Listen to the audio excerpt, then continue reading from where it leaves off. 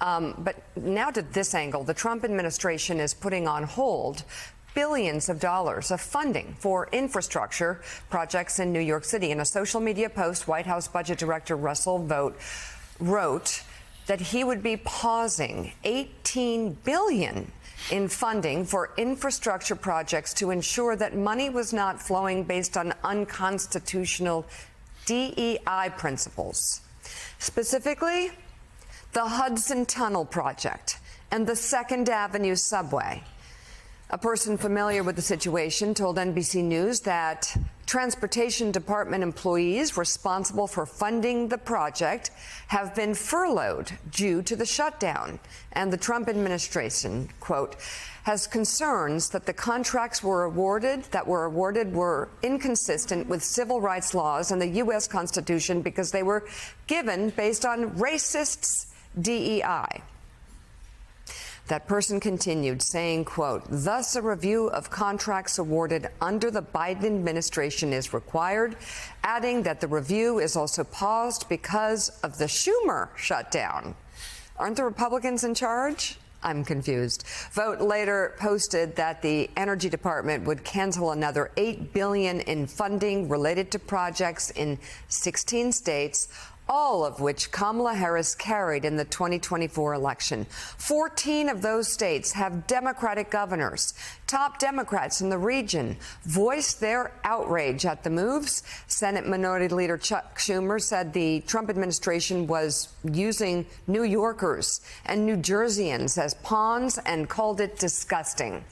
New York Governor Kathy Hochul accused Trump of being intent on using his reckless government shutdown to hurt the American people, adding it amounted to political payback and an attack on New York and its residents. The funding cuts also drew criticism from at least one Republican, Congressman Mike Lawler of New York, who said he strongly opposes these harmful cuts. And Kathy, these cuts look like tit for tat or something much bigger than that. Yeah, I mean, I think the governor is right when she says that it looks like political payback. It is political payback. And when you see all the states that Russ Vought is saying that he's going to target for further spending cuts in infrastructure projects, they're all Democratic states. That should surprise nobody. The president and the team around him have made it very clear that they're going to use whatever power they have and whatever power they can get that has not previously been had by presidents in order to push the law as far as they can to enact retribution against Democrats they don't like and to attack Democrats on the political field. Democrats have got themselves into this position of this shutdown because they say, well, the White House is being lawless, so we now have to bend our sense of our norms as well. The question is, as Joe was asking Chuck Schumer yesterday, do they have a plan B? What is the Democrats' ability to come back when they're being so hit so hard during this shutdown? The person that knows that, of course, let's bring in MSNBC senior Capitol Hill correspondent Ali Vitali. She, of course, is the host of Way Too Early. Ali, you spend far too much time on the Hill for anybody's sanity, yes, I think, right now.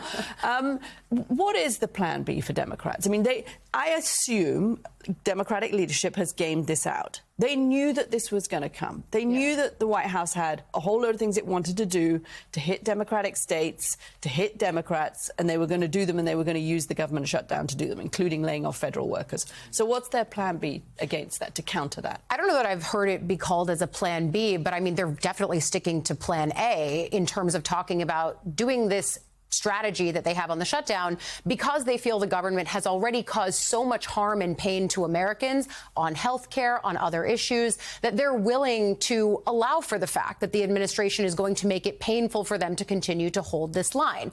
That being said, I've been asking Democrats over the course of the last several days, what does success ultimately look like on this?